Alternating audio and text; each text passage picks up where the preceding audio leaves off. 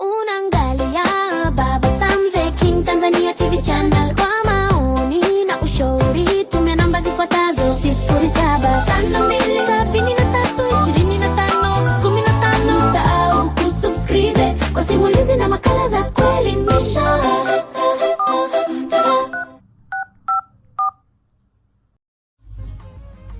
Uhali gani mpenzi msikilizaji wa simulizi za sauti?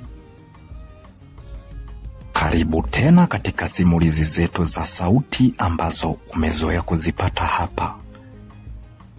Na hii simulizi si nyingine, ni ile simulizi yako pendwa kabisa inayoitwa Msaliti wa Mapenzi sehemu ya 14, ambayo ni ya mwisho kabisa.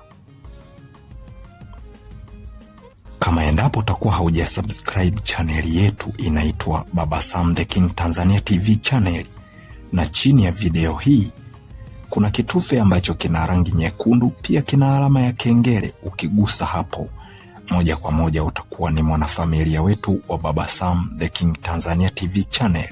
Tunachokuomba subscribe, like, share, comment ili tuweze kupata mchango wa mawazo yako. Huo ni upande wa YouTube. Lakini kwa upande wa TikTok, kwenye akaunti ya TikTok tunaitwa Baba Sam the King channel. Baba Sam the King channel. Ukiwa unaicheza video hii, juu kulia kuna vitufe ambavyo utakavyoviona. Wewe nenda kaguse kitufe ambacho kina alama ya jumlisha.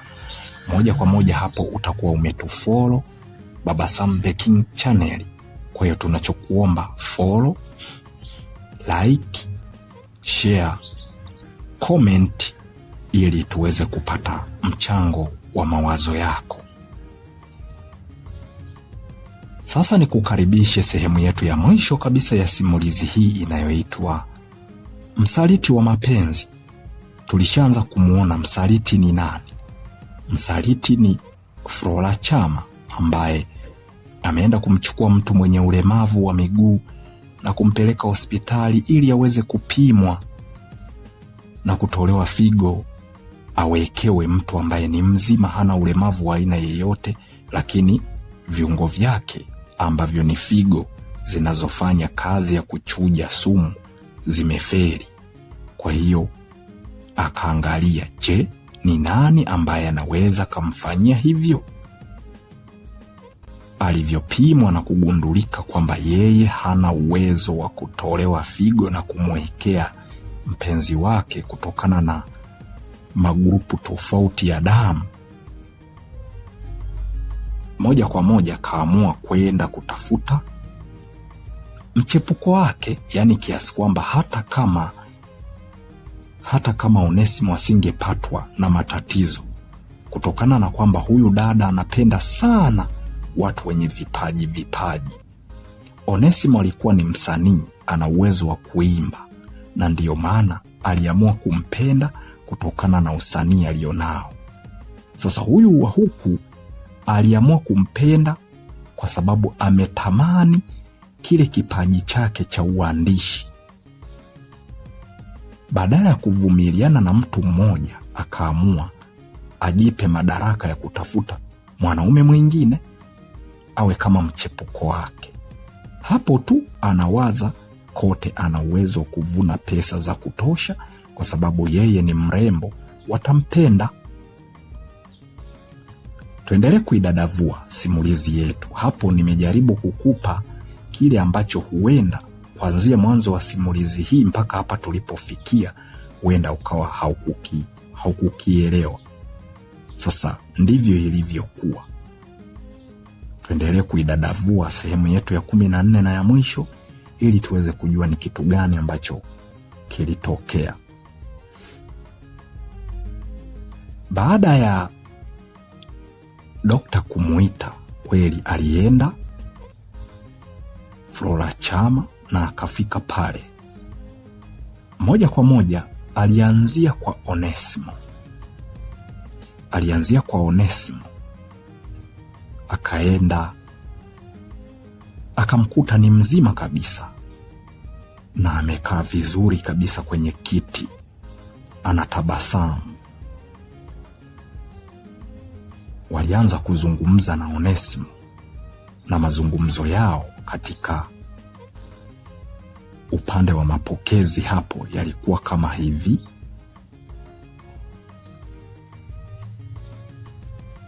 Aise, ninashukuru sana kwa kuweza kuniokoa, kwa sababu isingekuwa wewe, inawezekana mimi ningeweza kupoteza maisha. Sasa msanii mkubwa kama mimi kweli ningepoteza maisha, singekuwa ni hatari. Ingekuwa ni hatari sana, lakini namshukuru Mungu, kipenzi changu umeweza kupona. Basi mimi namshukuru Mungu, ingawa nimefanya triki za ajabu, lakini mpaka umepona. Jina la Bwana lihimidiwe. Wewe unaanza na kumshirikisha Mungu kwenye vitu kama hivi ambavyo umevifanya. Uone kama ni vibaya. Wewe jione kama wewe ni shujaa. Mpenzi wangu, wewe ni shujaa. Wewe ni shujaa. Umeweza kuniokoa mpaka sasa hivi hapa ninapumua. Nani kama Flora? Nani kama Flora? Katika wanawake wote, wewe ndo naona ni mwanamke wa maana sana katika maisha yangu. Kwa hiyo, kwa kweli sitakuacha wala sitakuweka pembeni. Wewe ndiye mke ambaye ninakupenda bwana. Wengine watasema wasemavyo, lakini kwa triki uliyoifanya ni nzuri. Ni nzuri.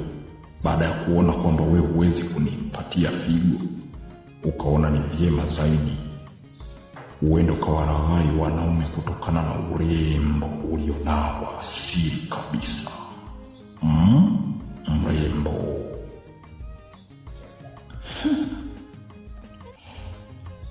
Asante jamani. Mrembo. Niko hapa, niambie. Nimependa ujasiri wako. Naamini siku yoyote ile nitakapoenda kuzama au nitakapotaka kufa, mtetezi wangu yupo. Mrembo.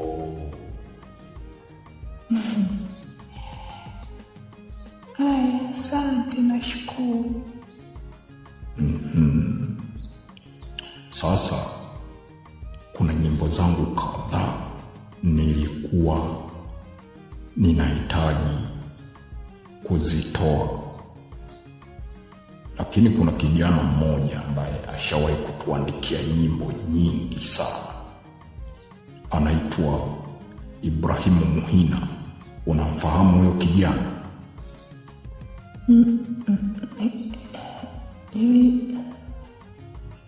Ibrahimu Muhina? Si ndo huyo ambaye Sawa. Kumbe ndio huyo. I say, wewe mwanamke una akili wewe. Yaani ningekuwa na uwezo ningekuambia kabisa ukaenda ukamuibia akili yake ukanipa mimi. Sema ndo hivyo, haiwezekani. Najua haiwezekani, lakini kwa triki unazozitumia, wewe umeiva, ni mwanajeshi. Sawa, twende nyumbani au? Ngoja kwanza niende nikamwangalie na yeye, kwa sababu na yeye alikuwa ndani ya odi hizi. Niende nikamwangalie kama yuko vizuri, basi nimrudishe kwao. Kumbuka yeye ni mwenye ulemavu, nimrudishe kwao. Basi nitakukuta tu pale nyumbani. Ni kweli. hapa ninatoka na ninaelekea nyumbani. Kwa hiyo utanikuta Haya. Nakupenda sana Flora. Nakupenda pia. Haya, nenda kamwangalia huyo kikaragosi.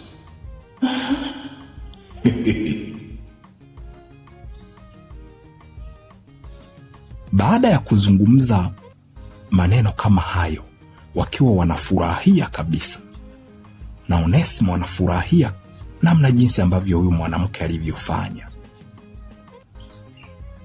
moja kwa moja alienda akafika mpaka katika kiti ambacho alichokuwa amekalishwa huyu kijana wa kuitwa Ibrahim Muhina. Alifika tu moja kwa moja na kumuinua, akiwa anasema kwamba ana furaha kubwa sana baada ya kupona. Kwa hiyo moja kwa moja akawa amemuinua pale kwenye kiti na kumweka mgongoni tena, akatoka naye nje mpaka nje ya uzio kabisa, nje ya geti, na hatimaye ndipo ambapo alipompakia kwenye bajaji ambazo zilikuwa zinapatikana hapo kwa ajili ya abiria ambao wanahitaji kwenda sehemu yoyote ile. Na hatimaye dereva alikuja, kaingia, akalipwa pesa yake, na hatimaye wakaanza safari. Wakaenda moja kwa moja mpaka pale nyumbani ambapo alipokuwa amepanga huyo kijana wa kuitwa Ibrahimu Muhina. Na alipofika pale, alimkuta rafiki yake Jeremia Mwamoto akiwa hana raha, lakini vile vile alimtoa katika bajaji hiyo na kumbeba tena mgongoni, akamuingiza moja kwa moja mpaka ndani na kumkalisha kwenye sofa ambalo alikuwa anapenda kukaa pale. Alipokuwa kija na kumkuta amekaa pale, ndipo ambapo alipomfikishia, akamkalisha pale, akajaribu kumkisi hapa na pale na kujaribu kumwaga kwamba watawasiliana.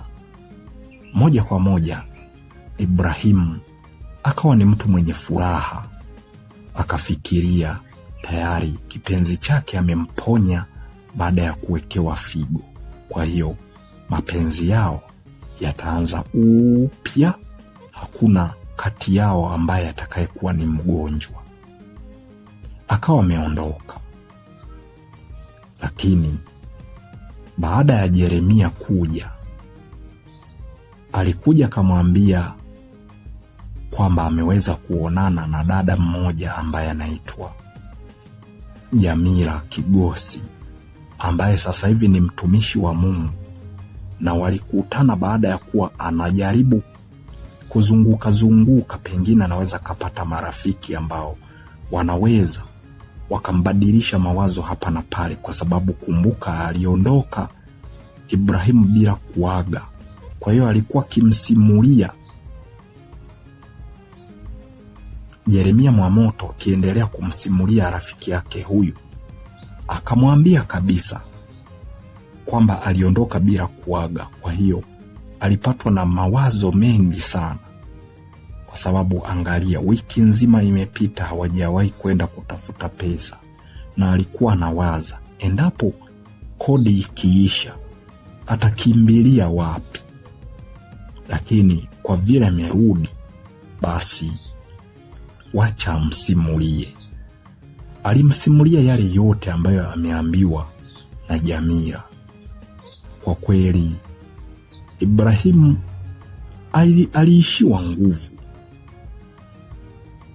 aliishiwa nguvu. Akajaribu kumpigia simu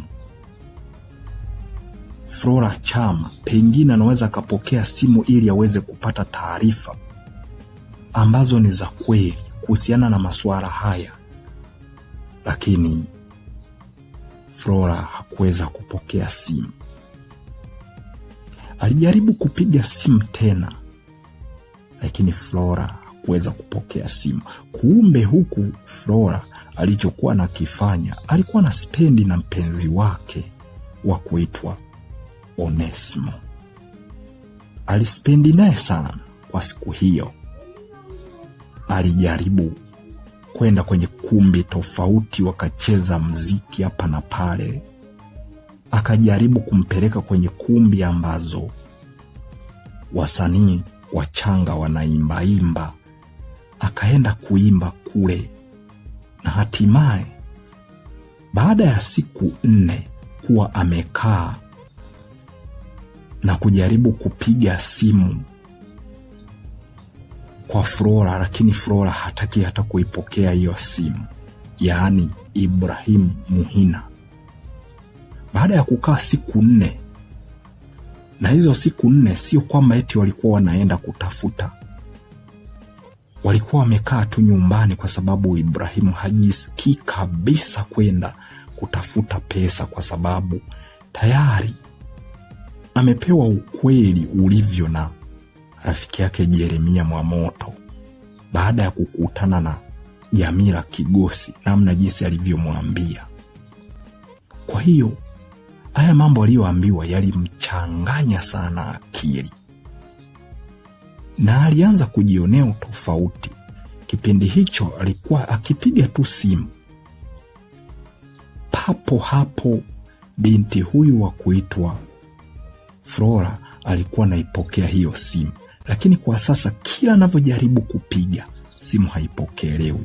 Lakini baada ya siku 4, moja kwa moja Flora aliamua kutinga mpaka hapo kwa kina Ibrahimu walipopanga.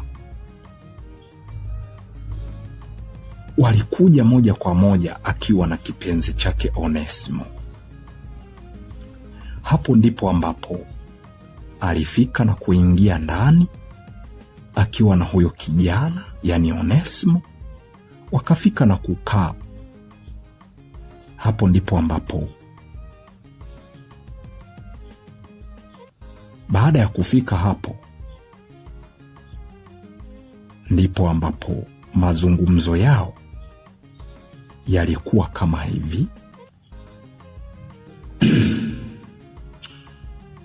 Kijana,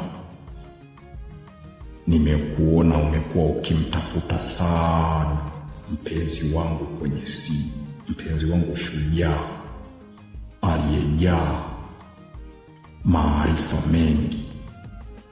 Vipi? Ni kitu gani ambacho kimekusibu rafiki? Umekuwa ukiniandikia sana nyimbo.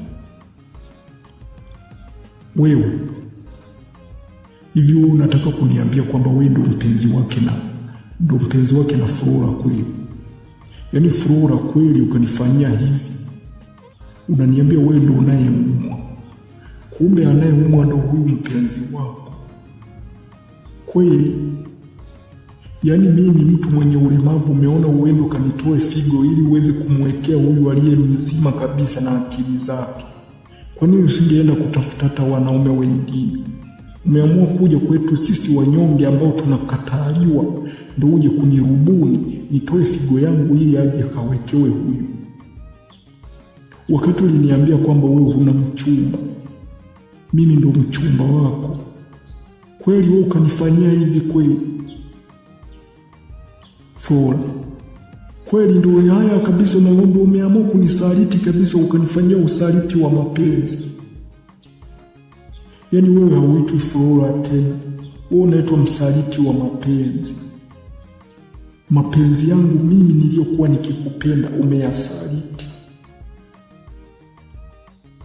kweli Flora? Umenifanyia hivi kweli? Wakati wazazi wangu nyumbani nilikuwa nimeshawaahidi kwamba nitakupeleka ili niende kwenda kukutambulisha ili waweze kukufahamu. Leo hii malipo yangu ni haya kweli Flora? Malipo yangu ni haya?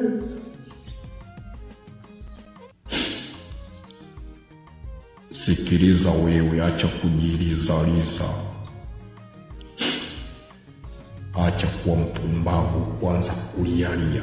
Na mimi nimemwambia nilete hapa ili niweze kukujua kwamba wewe ni nani. Kumbe ndiyo wewe. Ulifikiria pale ambapo ulipokuwa unaniandikia muziki ninakulipa pesa, ulifikiria unalipwa pesa kwa sababu gani? Hiyo ilikuwa ni pesa ya kununua figo, kama ulikuwa hujui.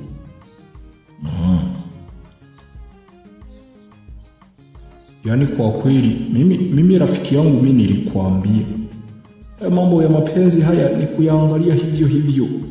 Wanawake duniani wako yaani wako vibaya sana. Sasa angalia kama hiki namna jinsi alivyokifanya. Yaani hapa manake wazazi wakijua kwamba wewe una figo moja alafu umempatia mwanaume mwenzio, hivyo watajifikiriaje? Na siku ikija ikapatwa na matatizo, wewe si utakufa wewe? Mimi nilikwambia usikimbilie sana hospitali kabla hata hujawasiliana na wazazi. Wazazi wako wewe hawajakutenga, kwa hiyo ungewasiliana nao kwanza kabla hujachukua maamuzi ya aina yoyote. Wewe unachukua maamuzi, kwa kweli mapenzi ni upofu. Wewe umeamua kweli kuingia kwenye masuala ya kimapenzi, ukaacha kuwajulisha hata wazazi wako. Hata mimi mwenyewe umenikimbia tu. Sasa ona yaliyokuja kukutokea. Rafiki yangu, mimi nilikwambia huyu mwanamke huenda kuna kitu anachokitafuta kwako. Sasa ona alichoenda kukifanya. Sikiliza rafiki yangu Jeremia, mimi kuanzia leo lazima nijinyonge. We, umesema nini? Hivyo ulivyonisikia. Na kuanzia leo mimi sitakuwepo tena katika dunia hii.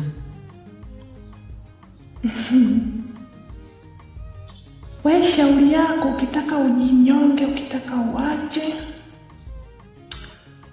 Lakini kipenzi changu ndo huyu, na naamini umemwona. Huyu ndiye ninayempenda. Kokote kule nenda. Na wala mimi nilikuwa siumwi, lakini nilikuwa najaribu kumwokoa kipenzi changu asije kunifia bure. Sasa ameshapata figo yako. Ndo hivyo. Hivi wewe, ngoja kwanza nikuulize. Wewe kaka nani yo? Kaka nani wewe unaitwa? Bwana, mimi naitwa Jeremia. Jeremia. Hivi wewe kweli kwa akili yako na namna jinsi unavyoniona, mimi naweza nikaolewa na vijana wadogo wadogo kama nyinyi? Uone kama mimi ni mkubwa. Amefika pale kajitambulisha, mimi nina miaka 26. Nikaona sasa wewe mbona ni mdogo wangu? Nimekupita miaka 6 yote. Ulitegemea mimi nitakuwa mke wako? Wajinga ndio waliwao, hapo umeshaliwa. Sawa, mimi nakubali nimeshaliwa. Lakini ndani ya maisha yangu haya yote uliyoyafanya, Flora, utalipa. Mungu mkubwa, we ngoja tu. Mimi naamini utalipa tu. Na huyu msanii wako huyu, yani haitafika miaka 2 kabla hiyo figo tena haijafeli. Ingawa mimi nitakuwa nimekufa, sitakuwepo tena duniani, lakini na yeye hataishi. Na ninawaambia ni lazima nife, na nyinyi mtakipata, mtalipia tu. Ndio nishasema.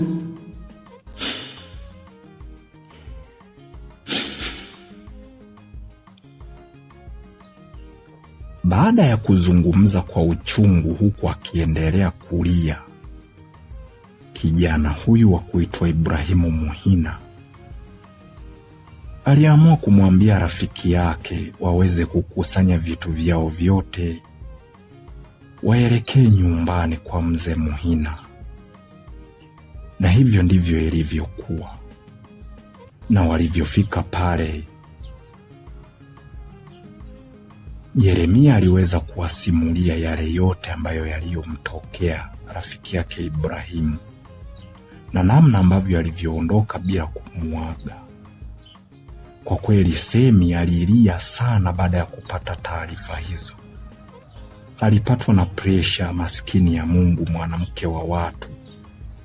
Akapoteza fahamu, ndo ukawa mwanzo wa kifo chake. Lakini pia baada ya siku 3 kupita wakiwa wamekaa pale pale nyumbani, Ibrahimu aliweza kwenda kununua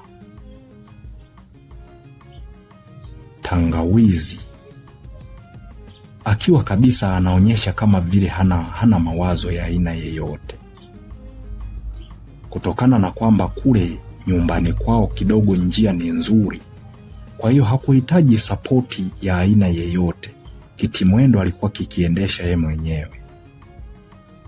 Na alienda eneo fulani akanunua sumu ya panya, akaweka katika hiyo tangawizi na akanywa. Akaacha barua ambayo ilisomeka hivi: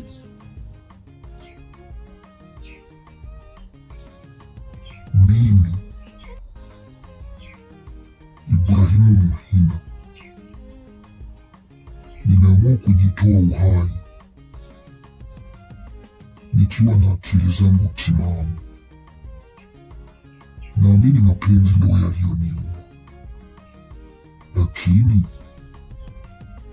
aliyeniua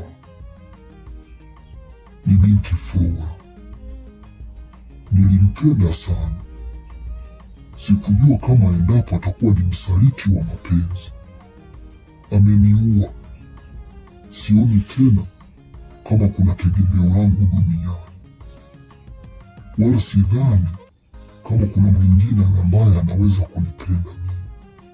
Watakuwa wanakuja wa kunitapeli kisa mimi nina ulemavu. Sasa nimeamua kujitoa duniani ili watu waweze kufurahia maisha yao, mimi ni waache katika dunia hiyo. Sina mwanamke, kwa hiyo naamua kuaga.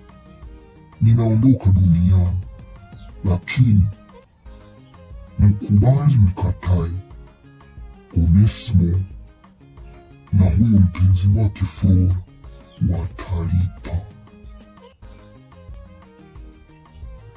Baada ya kuisoma hiyo barua, rafiki yake Yeremia Mwamoto alimpelekea na baba yake mkubwa, ambaye ndo baba yake mkubwa kwa wakati huo, Mzee Muhina Bakule.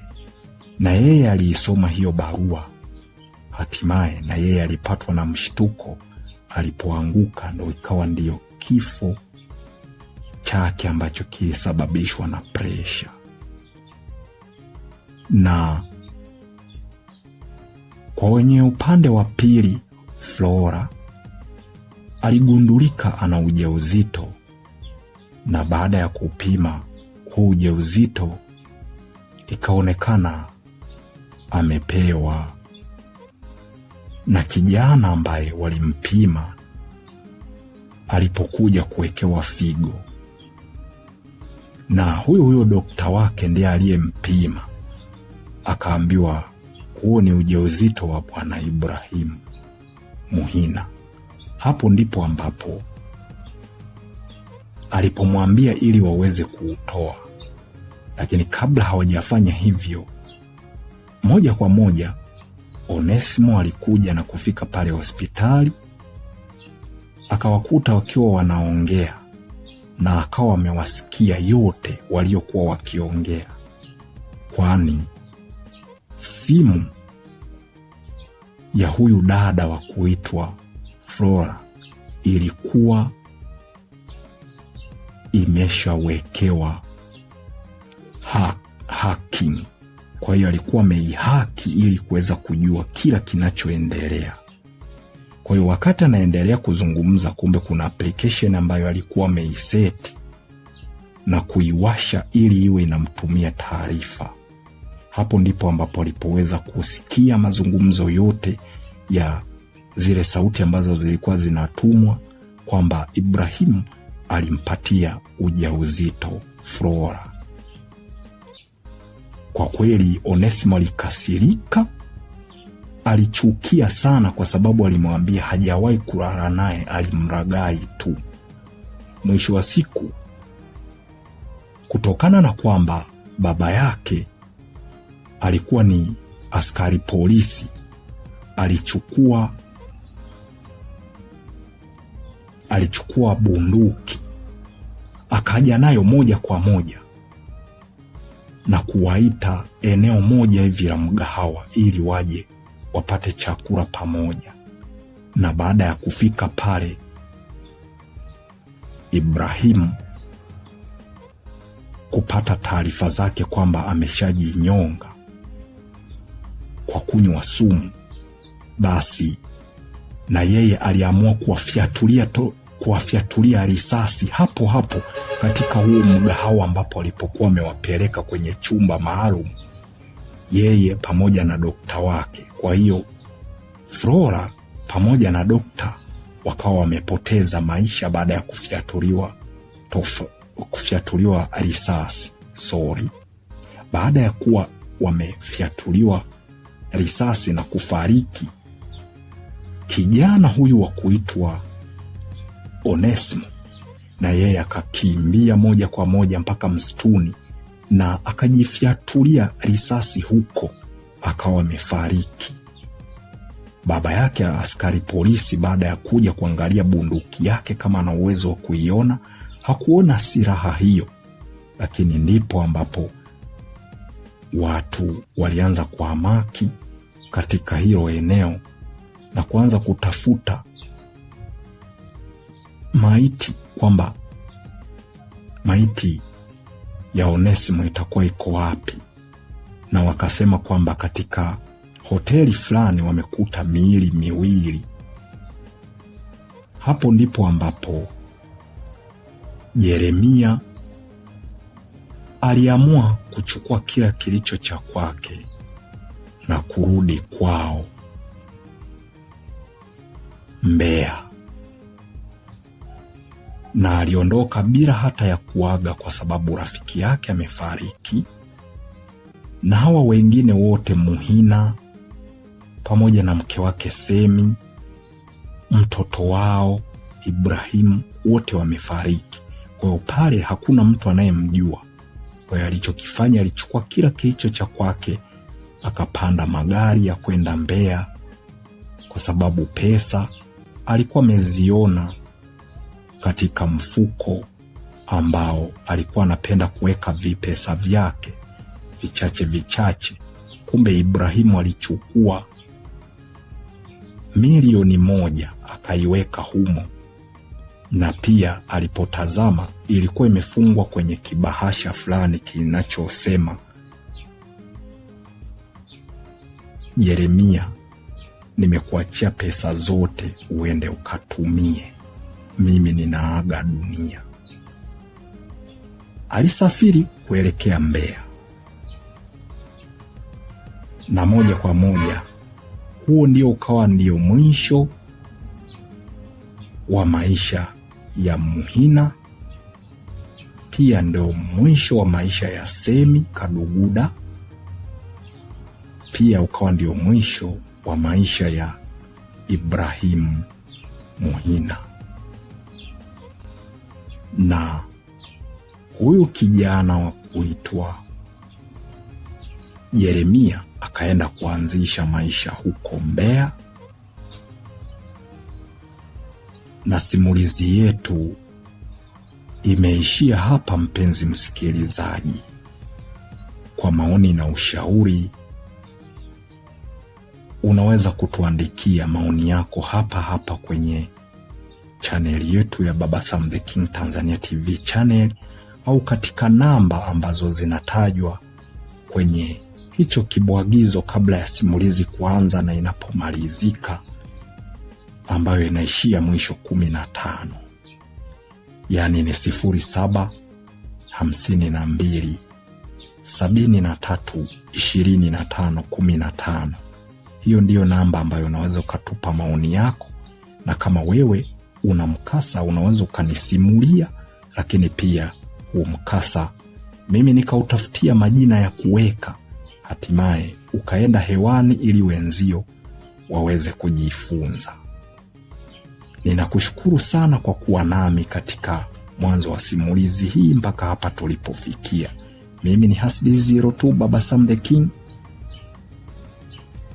Nikuage niseme kwa heri mpaka katika simulizi nyingine ambazo zitakazojitokeza. Kama endapo utakuwa huja subscribe channel yetu inaitwa Baba Sam the King Tanzania TV channel kwa upande wa YouTube, chini ya video hii kuna kitufe ambacho kina rangi nyekundu, pia kina alama ya kengele. Ukigusa hapo utakuwa ni mwanafamilia wetu wa Baba Sam the King Tanzania TV channel. Tunachokuomba subscribe, like, share, comment ili tuweze kupata mchango wa mawazo yako. Lakini pia chini